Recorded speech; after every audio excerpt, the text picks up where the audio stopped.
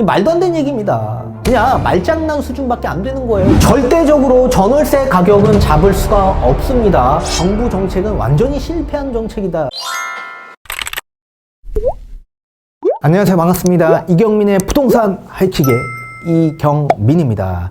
어제 기획재정부에서 2022년 우리나라 경제 정책에 따른 여러 가지 방향성을 제시하고 그리고 여러 가지 동향과 전망을 발표하는 이 보도자료를 내보내게 되었습니다. 오늘 거기에 따른 보도자료를 좀 설명해 드리는 시간을 가져보도록 하겠고, 그리고 특히나 부동산에 대한 정책 발표를 했는데요. 지금 이 불안정한 이 전월세 가격의 이중 가격을 좀 안정화시키기 위해서 임대인에게 혜택을 부여하겠다라고 했습니다. 특히 양도소득세 비과세 특례 요건을 제시를 했는데요. 그러면 과연 이 정부 정책에 따른 효과가 나올 수 있을지 뒤에 가서 판소를 통해서 좀 더 자세히 알아보도록 하겠습니다. 우선 가계부채에 대해서 얘기가 나왔는데요. 2022년 가계부채 증가율을 4에서 5%대 수준에서 안정적으로 관리하겠다라고 했습니다. 4%대라고 보시면 좋을 것 같고요. 그리고 2022년 7월 달에 총 대출액 1억이 초과되면 차주 단위 DSR이 적용이 된다라는 얘기를 또 발표를 했고, 기존 대출 상환 유도를 위해 정책 모기지 이 중도 상환 수수료를 한시적으로 인하하겠다라고 했습니다. 그러니까 빨리 그냥 중도 상환 수수료 없으니까 기존에 있는 대출 갚아라 라는 얘기겠죠. 현재 시행 중인 보금자리론 그리고 중도 상환 수수료 70% 감면 기한을 6개월 정도 연장하겠다 해서 2022년 6월 말까지 연장하겠다라고 발표를 했고요. 디딤돌 대출도 동일하게 감면을 시행하겠다라고 했습니다. 그리고 시중은행의 자발적인 수수료 인하 참여도 유도하겠다라고 했습니다. 자, 부채 총량 관리와 함께 분할 상환 확대 등 질적 건전성 제고를 병행하겠다라고 했습니다. 2022년 주택담보대출 분할 상환 목표치를 상향 조정해서 57.5에서 60%로 좀 조정해서 올리겠다라고 했고요. 신용대출, 전세대출도 분할 상환 유도를 위한 인센티브를 부여하겠다라고 했습니다. 이 분할 상환 실적 우수 기간의 정책 모기지 배정을 우대하기 때문에 앞으로 은행권에선 전세대출을 받는 데 있어서 무조건 분할 상환을 계속적으로 유도할 겁니다. 그리고 그 유도가 아니라 이제 완전히 정착할 가능성이 매우 높다라고 생각을 합니다. 자, 그리고 주택 공급 확대 등을 통한 부동산 시장의 확실한 하향 안정을 도모하겠다라고 했습니다. 지금 부동산 시장이 하향 안정을 거의 확실시하고 있는 것 같습니다. 그냥 웃음만 나옵니다. 자, 공급 속도를 체감 가능한 수준으로 획기적으로 좀 제고하겠다라고 했고요. 여러 가지 공공 주도로 진행하는 사업들을 후보지 추가 공모를 하겠다라고 발표를 했고, 2022년 사전 청약은 당초 62,000호에서 68,000호로 확대 시행하겠다라고 했습니다. 이 기존 대책에 더해 시장 안정 기능을 보완하는 단기 주택 공급을 좀 촉진하겠다라고 했는데요. 이게 뭐 단기적으로 주택 공급이 확실시 될지는 모르겠고, 그리고 나와 있는 평형대가 다 소형 평수대죠. 자, 공실 임대를 활용한 전세형 주택 공급을 포함해서 최소 5,000호 이상 추가 확대하겠다라고 했고요. 모듈러 주택 건축 기준을 용적률 건폐율을 완화하는 등 신유형 건설 공법을 확산하겠다라고 했습니다. 전월세 가격의 이중 가격을 좀 완화하는 등 전월세 시장 안정을 위해 여러 가지 다각적으로 안정화하는 데 좀 도모하겠다라고 발표를 했는데, 가장 중요한 게 요겁니다. 임대인에 대한 인센티브를 좀 제공하겠다라고 했는데 어떤 내용일까요? 상생 임대인이 해당 계약을 2년간 유지할 경우 1주택자 양도소득세 비과세 특례 적용을 받기 위한 실거주 요건, 2년 거주 요건이 있죠. 이거를 1년을 충족한 것으로 그냥 인정하겠다라고 했습니다. 2021년 12월 20일에서부터 2022년 12월 31일 약 1년간 계약 체결한 분에 한정하겠다라고 발표를 했고요. 직전 계약 대비 약 5% 이내로 가격을 올린 1세대 1주택에 해당하는 임대인에만 이런 혜택을 적용하도록 하겠다라고 했고요. 특히 또 조건을 제시했습니다. 공시가격 9억 이하인 주택에 한해서만 혜택을 부여하겠다라고 발표를 한 겁니다. 그리고 임차인에 대한 보호를 좀 강화하겠다라고 했는데요. 이 갱신거절 임차인의 집주인 실거주 확인을 위한 임대차 정보 조회를 좀 편의성을 제고하겠다라고 했습니다. 이 집주인이 실거주를 하고 있는지 안 하고 있는지 정보를 그냥 막 주겠다는 얘기입니다. 임차인 신청 시에 해당 주택의 임대차 정보를 지자체에서 일정 기간 정기적으로 교부하겠다라고 했습니다. 그리고 임대차 분쟁 조정위원회 조정 사례집 발간 배포를 오늘 했습니다. 거기에 따른 분쟁 시 가이드라인으로 좀 활용하겠다라고 했는데 그거는 나중에 제가 한번 또 내용을 다뤄드리는 시간을 가져보도록 하겠습니다. 자, 그리고 월세 세액공제율을 2022년 한시적으로 상향하겠다라고 했는데요. 사실 월세 세액공제 받는 분들이 제한적입니다. 제한적입니다. 이 연소득 7천만 원 이하 무주택자에 한해서 이 집값 공시가격 3억 이하 85제곱미터 이하에 속해 있는 분에게만 월세 세액공제가 나가는 겁니다. 근데 서울에 공시가격 3억 이하가 있습니까? 이 소형주택 임차인 말고는 아파트 임차인 이 월세 세액공제 받기가 굉장히 어렵겠죠. 따라서 이거는 좀 제한적이라고 판단을 합니다.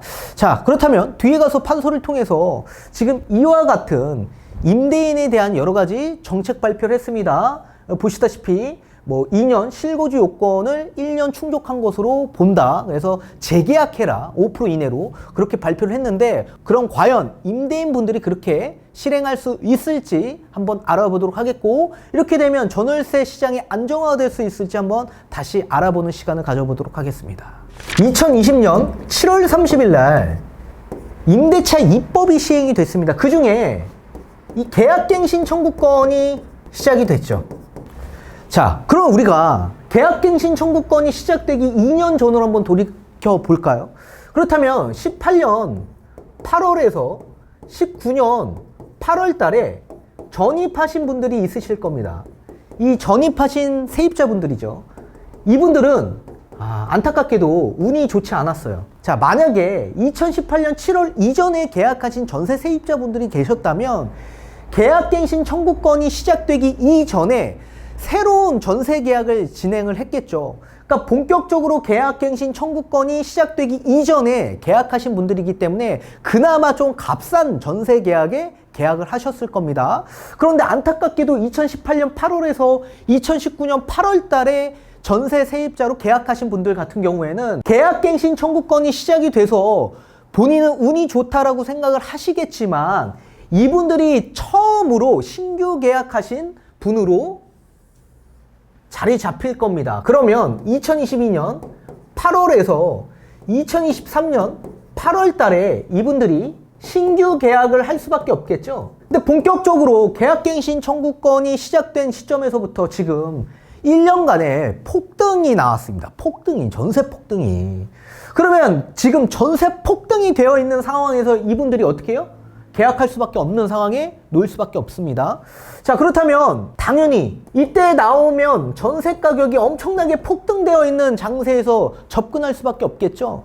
근데 기존에 좀 값싸게 5% 제한에 걸려서 갱신 청구를 한번 했잖아요. 근데 나와보니 예전의 전세 금액이 아닌 겁니다. 엄청나게 폭등되어 있는 전세에 계약을 할 수밖에 없겠죠. 만약에 이 높은 전세에 계약하지 못한다면 어떻게 되죠? 풍선 효과로 내가 살고 있는 지역에 살지 못하고 자꾸 밀려서 하급지 지역 일대로 밀릴 수밖에 없겠죠. 그러면 그 밀린 그 지역 일대에서의 전세 가격은 어떻게 될까요? 당연히 폭등할 수밖에 없겠죠. 그런데 이 반면에 다른 지역에 가지 못하고 내가 살고 있는 이 지역에 계속적으로 거주하고 싶다라고 하신 분들은 어쩔 수 없이 반전세로 갈 수밖에 없을 겁니다. 반전세. 그럼 반전세로 가면 어떻게 될까요? 한 번도 내지 못했던 월세를 내게 되실 겁니다. 월세 가격이 계속적으로 폭등할 수밖에 없을 겁니다.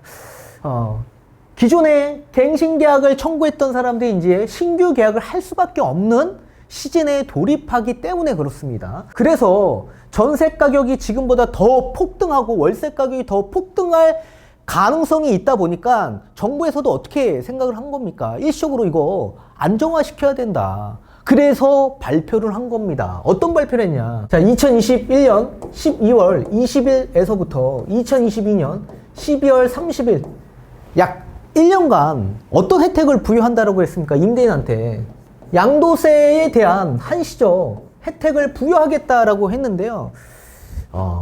1년 거주 요건이 충족한 것으로 보겠다라고 했습니다. 거주 요건이 충족한 것으로. 다만 조건은 5% 이내로 재계약해라 라고 했습니다. 재계약해라. 자, 그렇다면 임대인분들이 양도소득세 비과세 특례 요건 2년 거주 요건이 있는데 5% 이내로 재계약하게 된다면 1년 정도 거주한 것으로 그냥 보겠다라고 한 겁니다. 보겠다. 그러면 임대인분들이 정부가 제시한 이런 양도소득세 한시적 완화 혜택을 받기 위해서 과연 5% 이내로 재계약할 수 있을까요? 근데 여기서 중요한 건 뭐냐면 이 다주택자한테 혜택을 부여한 게 아니라 1세대 1주택자한테만 혜택을 부여하겠다라고 했습니다. 그것도 공시가격 9억 이하인 주택에 한해서 이런 한시적으로 거주요건 1년을 충족한 것으로 보겠다라고 한 겁니다. 자, 그럼 1세대 1주택자로만 한정한다면 어떤 상황일까요? 본인이 지금 전월세에 거주하고 있는 분이실 겁니다. 그리고 플러스 한 채는 투자하고 있는 분들이시겠죠. 자, 본인은 전월세에 거주하고 있는데 한 채는 투자를 했다. 그럼 당연히 1세대 1주택자에 속하신 분이시겠죠. 1세대 1주택자 본인이 거주하고 있다면 세를 놔둘 수 없잖아요. 그러니까 투자자인데 다만 1세대 1주택자 투자자입니다. 그러면 본인은 전월세에 거주하고 한 채는 투자하고 있다는 얘기입니다. 이 사람은 처음부터 목적 자체가 거주에 있었을까요? 거주 목적이 아예 없으신 분이에요. 이분은 거주 목적 자체가. 근데 목적 자체가 투자에 있기 때문에 1년 거주 요건 충족한다라고 해서 이분들이 과연 2년 5% 내로 재계약할 수 있을까요? 과연? 말도 안 되는 거죠. 아니, 목적 자체가 원래 거주할 수가 없어요. 이분들은 당연히 투자로 접근을 하셨던 분이시라면, 당연히 아파트 투자로 접근하셨던 분이라면, 내가 가지 못하는 상급지 아파트, 그냥 우리 전세 레버리지를 이용해서 들어가신 분들이겠죠. 이분들 뭐 지금 대출도 안 나오고 아무것도 안 나오는데 뭐 거주 목적으로 어떻게 들어갈 생각으로 있으시겠습니까? 목적 자체가 아예 투자에 있다고요. 애시당초 1년 거주 요건 충족한 것으로 본다라고 하더라도 내가 1년 더 거주하지 못한다면 비과세 요건 충족이 안 되는 겁니다. 2021년 12월 20일 2022년 12월 30일 한시적으로 1년간만 줬습니다. 한시적으로. 그러면 내년에 정권 바뀌면 어떻게 되죠? 이거 시행할까요? 저는 안 한다라고 보고 있거든요. 이번 정부의 내년 대선 카드입니다. 그냥 완전히 포퓰리즘에 가득 찬 이런 정책이라고 보시면 좋을 것 같습니다. 과연 전세, 반전세에 대한 가격이 안정화하기 위해서 이런 정책을 활용한 건지 의문이 갑니다. 의문이 가요. 정말로 전월세 가격을 안정화시키려면 다주택자들에 대한 혜택을 부여해야지. 왜 1세대 1주택자에 한해서만 혜택을 부여한 겁니까? 그것도 공시가격 9억 이하로. 말도 안 되는 얘기죠. 대출도 안 나온다고요. 대출도. 공시가격 9억 이하면 집값 매매금액 13억 이하인 주택을 말하는 거겠죠. 아니, 본인도 힘들게 전월세 거주하고 있는데 저 아파트 어떻게 들어가냐고요. 대출도 안 나오는데. 그리고 1년만 거주 요건 충족한 것으로 보면 뭐합니까? 최소 못해도 2년은 줘야죠. 아니, 임대인분이 미쳤다고. 원래 애시당초 투자의 목적이 있었는데 5%만 올리면서 1년 거주 요건 충족 받겠습니까?